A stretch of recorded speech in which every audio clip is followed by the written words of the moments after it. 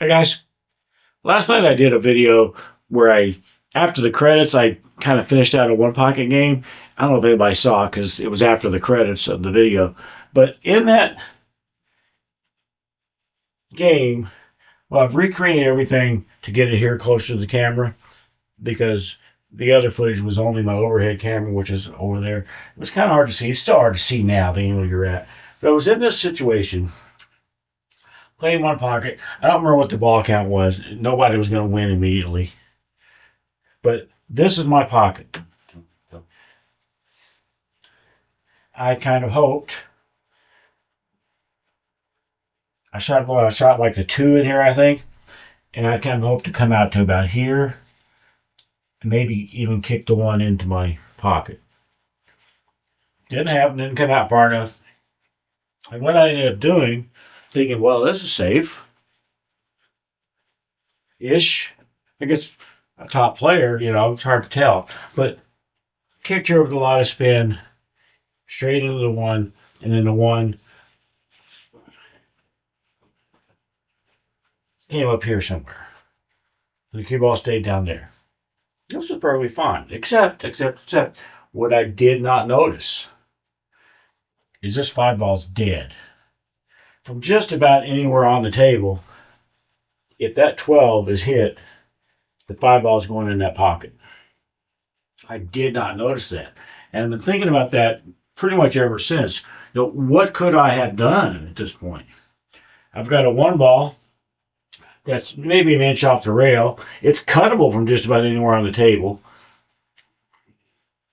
Unless I got here or something. If I get here, guess what?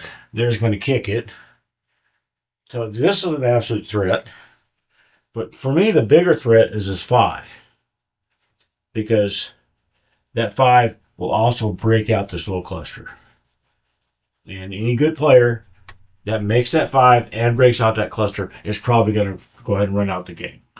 And so this is what I've been thinking about. Hey, had I seen that, what would I have done differently? What I did, I did okay, except I didn't see that 5.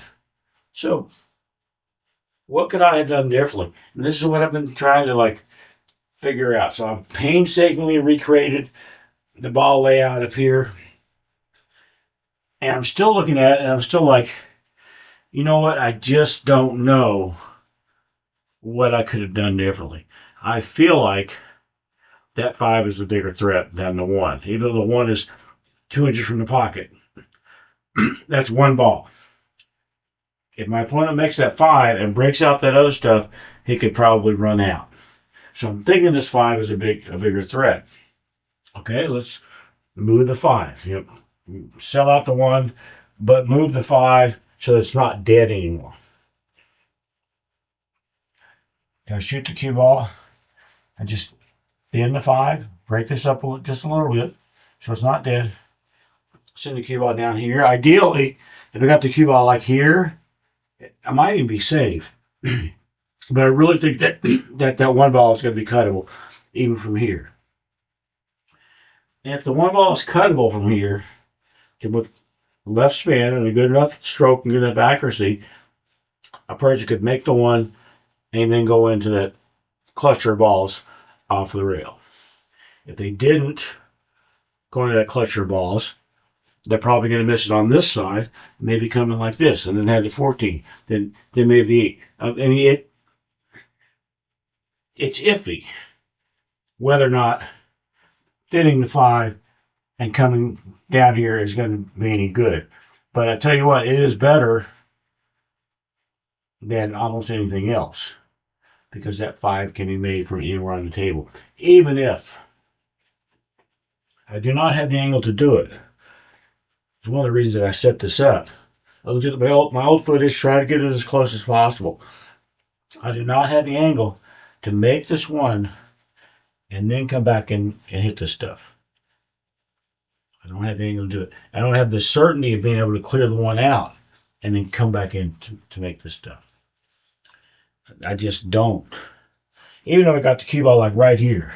If I didn't touch anything, a good player could figure out a way to hit that 12. Maybe kick 3 rails and back into 12. And then Bob's your uncle, as they say in Europe or in England, I guess. So I guess maybe I'm hoping that some of my viewers are more one pocket experty than I am. And I did take some footage walking around, and this is what I'm looking at. What can be done? The absolute best thing that I've come up with, and it's not even a sure thing. Well, one is try to get the cue ball like tied up a little bit behind the eight. That's one thing. The other thing is, if I look at this from this angle, and the one stays where it is, I don't think it'll go. I don't think the five will go. I think it will hit the one on the way down there and probably leave both balls right in front of the pocket, but potentially not go in. And that means that instead of having to break that stuff up or whatever, maybe I could just do something, just do something else. Try to find some place that's safe where, sure, I'm going to let them hit the 12, but nothing's going to happen because of it. They're not going to put the 5 in or the 1 in. So I'm a little bit torn. Which one do I think I should have done? And which one would a top player do? Which one would a top player do? If I have this situation against a real top player in a tournament, I'm probably going to study it for quite a while, and then I'm probably going to lose patience, and I'm probably just going to shoot something just to get it over with. Because I don't know what else to do. I don't even think I have the angle to make the 5 and draw back into this. That might be something I would try. I just don't know.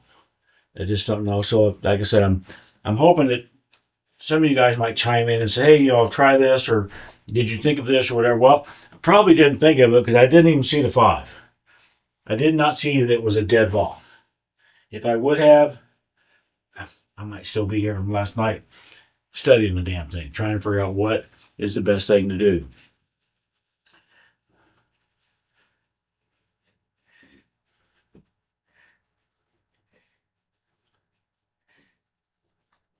I kind of feel like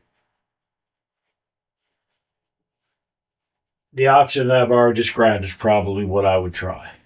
So just for the sake of completeness of this video, I am going to try to thin the 5 and get the cue ball not behind the 8 so much that the 8 can be made, but kind of like next to the 8, a little bit behind it. It's probably isn't going to happen. I don't have that good a touch unless I get lucky.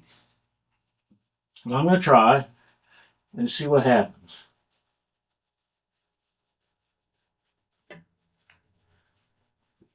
I didn't get on the other side of the 8. I did bust this up though. There's nothing dead in there anymore. Then the 5-7 combination could potentially be made. Not with the 1 there, but it could potentially be made. So that my opponent could come up.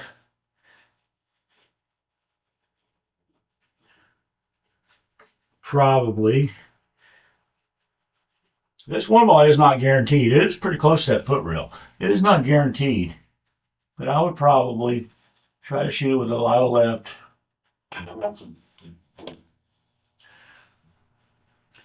And do something like that. If I get a shot, I'm going to be pretty happy. I think from here I'd probably be shooting the 5-7. So probably out. So, when I tried that safety and it didn't work, I probably sold out the game, but I was probably going to lose that game anyway. Now I sold out the other way. I always press my luck on things like that. That was a makeable combination, it really was. I'm not going to set all this stuff back up again. Y'all saw the original video that I took. I would love to know if you guys have any ideas that I haven't thought of. What would have been a good thing to do? Another thing I did think of was, remember when the cue ball and the 1 were down here? Just not try to make the 1, but just try to tie it up a little bit. Tie it up a little bit more with the cue ball. So the 5 definitely wouldn't go. The 5 wasn't going to go anyway. But I could make extra sure the 5 wouldn't go. If that makes any sense. I don't know. It's just a little thought exercise that I've been trying to deal with on this. Sometimes I get obsessed with certain situations. And this is one. This is one I really wish I would have seen last night when I was concentrating pretty well. Well, I was concentrating pretty well, except I didn't see the damn 5. Everything else I was concentrating great, but not on seeing the 5. I don't know what was up with that. I wish I had seen it last night when I was in the heat of the moment and all that, and maybe made a better decision than the one I just tried. Or, I don't know, maybe made the ultimate decision and won the game from there or something. Don't think that was in the cards, but you never know. All right. Thanks, guys.